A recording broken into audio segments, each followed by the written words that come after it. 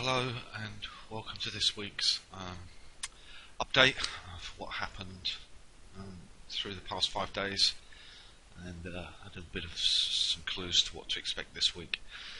Starting off with US indexes, which is where most of the action was really. Got the Dow Jones cash here. There was a UFO at the top there on Tuesday, although not at resistance, and we've drifted lower since then. We're going to be up again. It will be up a bit by the time we open this afternoon. I think the thing to note there is how far away the support is, 21,197. So there's a chance that some resistances might move to the top this week, which would be for the first time since May, so a long time ago. Just go on to the S&P.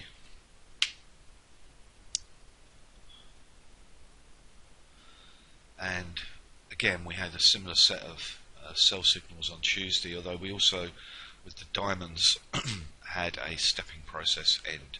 So I think that was the 240 and the 120, and then we had a bit of a panic on Wednesday, but it's come down and held that Henkinashi based daily support, and we're a little bit up overnight. Nasdaq is slightly different as well, in that the weekly has moved to the top, so that is now confirmed. We had the stepping process end a little bit earlier, so the Nasdaq has been the poor relation to a certain extent. Go on to some of the stocks and sectors that we've been interested in. First one is home builders, XHB. Once again, we topped out at this monthly level pretty much to the tick. Had another set of negative divergences as a sell signal. Came off, and we've got this is a bullwhip signal. It's out of sideways, and so is not as powerful as one that would occur if we'd already had a trend. Closes above that monthly high at 39.22, then the trade is wrong. Next one is pharmaceuticals. Sorry, not pharmaceuticals, RYH. This is the equal weight S&P, which I like to look at because I think it's a fair barometer of the overall market. We'd had some sell signals at the weekly resistance. There was a UFO there, the black line, and we've had the second positive divergence since then, so that's a pops and a time continuation. So I think the thing to note there is the fact that the equal weight S&P topped out a lot earlier than the futures did, so there's a bit of a disconnect there. Next one is pharmaceuticals, IHE. It's come down to monthly support, which rose from way back, and we've had a pops and a time continuation buy, so there's a very low risk entry point there. If we close below that blue line, then the long would be invalid. In terms of individual stocks, the positions OSUR had some negatives form midweek, so some partial profits have been taken from the buy that was all the way back here in towards the end of June, so took some money out of that one. VSTM has been a little bit disappointing, drifting lower. I think we've got results this week, yes, Friday or Monday. Highly speculative, I mean, in the biotech space, but just drifting lower a little bit. Also got SPPI.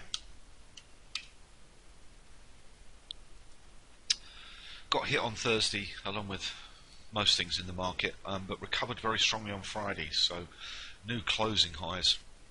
As you can see, there's no resistance there.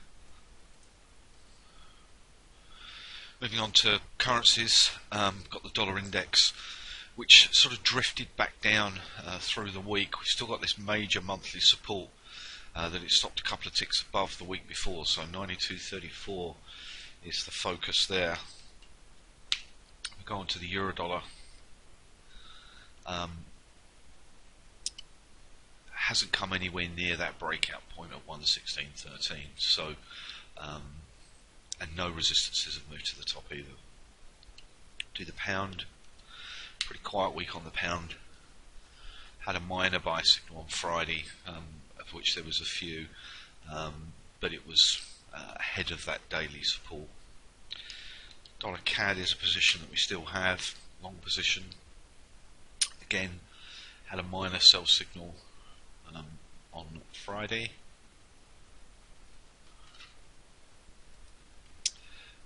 The thing of importance on dollar Canada is the fact that that weekly line has moved to the bottom, so now we've got a very powerful zone of support at 24.60 to 24.14. Moving on to the Kiwi, it's been something we're looking to get short.